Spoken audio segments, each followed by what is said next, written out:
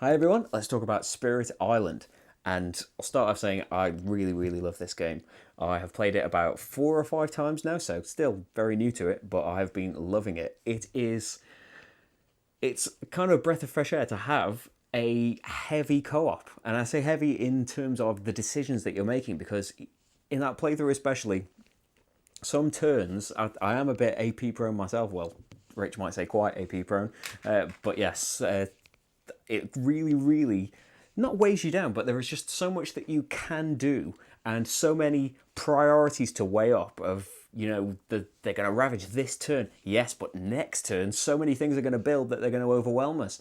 And or what if we just forego that this turn and just get the one more fear out, and maybe the fear card will save us from this certain doom. There are so many possibilities from, right from the start of having the growth. Do you keep reclaiming your cards so you can play those amazing cards? But if you are playing Lightning Swift Strike like Marty was, if you reclaim your cards, you're not putting presents out on the board, which means you're not getting more cards and more energy. And that's just specific to him. There is a spirit, I can't quite remember the name of the spirit, but a spirit that no matter which growth option you choose, also always adds a presence into wetlands or jungle. The one that I had, it's different for every spirit. I won't go through them one by one. There's a really cool looking one that I haven't played yet. That's its name is something like Nightmares, where it can't do damage to any of the locations. Whenever it would cause damage, it would cause fear instead. So that is bad because you need to destroy them at some point. But a fear victory is perfectly viable, in that playthrough. If I hadn't managed to destroy all of the cities in that playthrough, I was only 3 fear cards away from winning the game outright. If you completely deplete the fear stack, it's victory because, they're so terrified they just leave the island of their own accord. And that's what they did in this, really, when I destroyed all of their cities. They were so scared they didn't want to stick around. That is a really brilliant thing as well, the variable victory condition of, if you are fantastic at just taking them out wherever possible, and you can kind of put up with their attacks, because, if you're not defending, they're going to be causing blight. You need to make sure they're not causing too much. They really didn't cause that much in this. But if you can really wipe them out, maybe you can get an early victory and you're okay with the harder victory conditions. You don't really need to cause that much fear. You just need to take the people off so they stop building things. There's so many different ways that this can go. And I don't think if I went into it really in the playthrough, that was kind of the basic game. It could have gotten a little bit more basic, like this card that we never saw the other side of, the Healthy Island, Blighted Island card. Was all of the blight comes off of that, it gets flipped. And then every round, before the fear phase, the very start of the invader phase, this one, and it's random, there's 2 in the box, it would, at the start of every invader phase, each spirit forgets a power or destroys one of their presents, which, is a thing kind of winding you towards the end of the game, but it's another thing pressuring you. And, if you haven't had that many cards, or maybe you've already given some up to get major powers, if you have to destroy them, that's really bad, or you have to remove some from the board. But again, there is a spirit I've played where you can use destroyed presents. Normally, nobody can do that, but he could use destroyed presents and put it back on the board. So that wasn't so bad when I was him. But, if it would have been in this game, there would have been no way of recovering that. And it was really nice to have the sacred sites for the vital strength of the earth. His, innate just defending all of these things is really, really nice, but they all have that kind of nice quality to them. This is the basic difficulty. Apart from this, you can take this out, and then it's the very, very basic difficulty. Adding on top of this, there are scenarios where the invaders will behave in different ways, or you will have certain win conditions you have to achieve. There are adversaries that you can play as where, instead of just nameless invaders, they are nations. They are England or Sweden or France, and they have all particular ways of playing.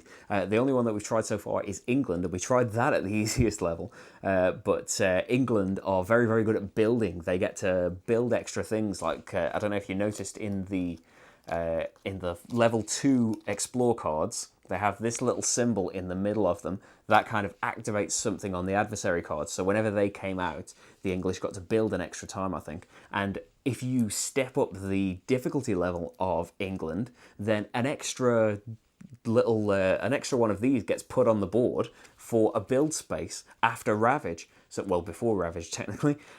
So they would get to build, Ravage, build, explore, and, you know, get to do an extra thing. And that card that normally goes away after they've ravaged now sticks around and is going to cause problems for you in the future now.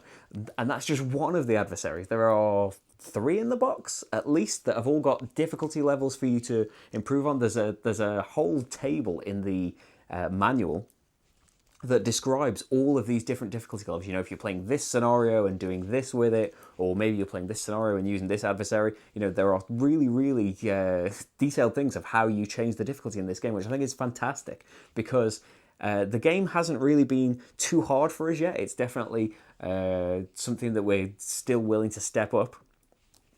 It's never really been that you know, really, really easy. Apart from when I played it solo, because it recommends in solo, just play one character and you just have one board out. And in my case, you know, based on the character that I had and the way things went, it was really easy for me.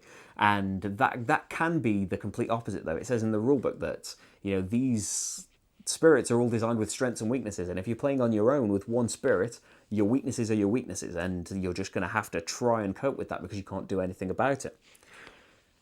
As soon as you've got 2 players, you know, you're kind of working off each other. I do wonder about, and this is just kind of a hypothetical because I haven't tried it yet, if I'm playing someone like the Nightmare Spirit where I can't cause any damage, if at 2 players it might be a little bit harder, because as soon as you've got more players, yes, there's a lot more to kind of take in and keep track of, but you have got kind of more, everyone's got something else to offer, if you see what I mean. I'm not sure that that's a complete hypothetical from me. I'm really looking forward to digging more into this.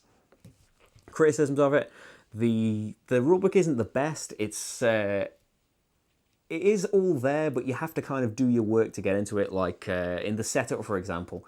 It doesn't kind of point to where things are. I know, you know, you can kind of infer it. It's got a reference on the back for the symbols and things. It's not terrible, but it could have made it a little bit smoother.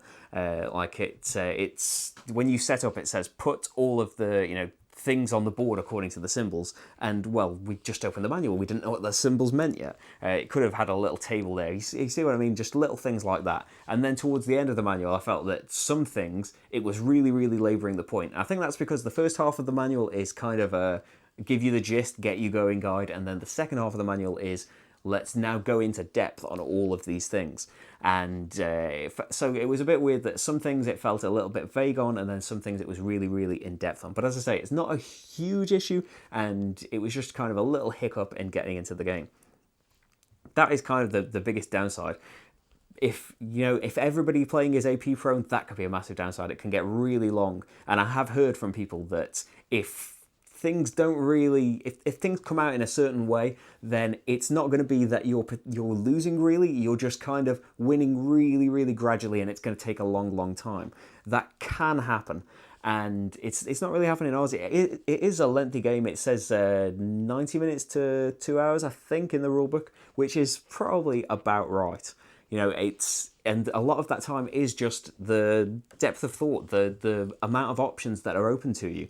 You know, opened even more by having these powers. I didn't realise the game was about to end because I was going to make somebody buy a major power next, which, you know, you have to give up cards for it because they are really powerful things that all have, you know, conditional things on the bottom, you know, where you need certain symbols to be able to activate an even more powerful effect. So things start to just snowball and get crazier and crazier, and your spirits get more and more powerful. I really, really love it. You know, this is first impressions, and I have yet to delve into harder difficulties, but the time I've had with it so far, I've really, really enjoyed it. I had a feeling that I would like it, and I ordered the expansion as well. Maybe I'll cover that at some point in the future. That adds, you know, an event deck, and it adds all of these crazy symbols that I don't really know what they are yet. I haven't dug into it because, you know, I feel like I don't want to mix all of that in yet. I want to, you know, try and soak in all of this stuff that's there. But there is an expansion available for it, and there's a couple of promo spirits that didn't come with it because it was a Kickstarter originally. So you lucky Kickstarter people, you get thank you for helping the game come out. But there are a couple of promo spirits as well I want to get my hands on because I want all of it. But yeah, I don't know what's left to say. It's a heavier co-op game, and it's, as I said, it might it might hold you back if some people are really AP prone. I'm a little bit bad for it, but you know, if you give me a nudge, then I'll kick back into gear, and it's not too bad. But it's just there are so many delicious options available that you just want to do everything, and you want to try and stop everything, but you can't. You're really limited by how many cards you can play or how much energy you've got available, or you know, it's so cooperative as well. They're going off on one again.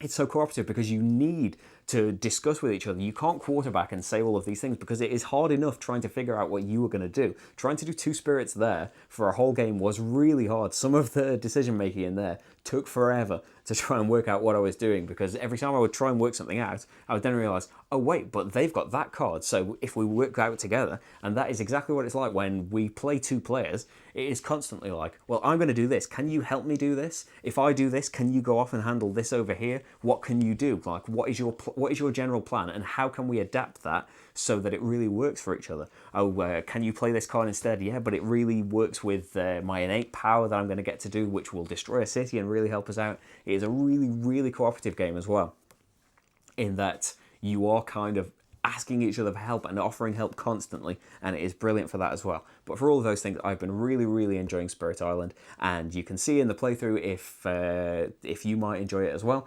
But that is all I've got to say, I think. Spirit Island. Bye, everyone.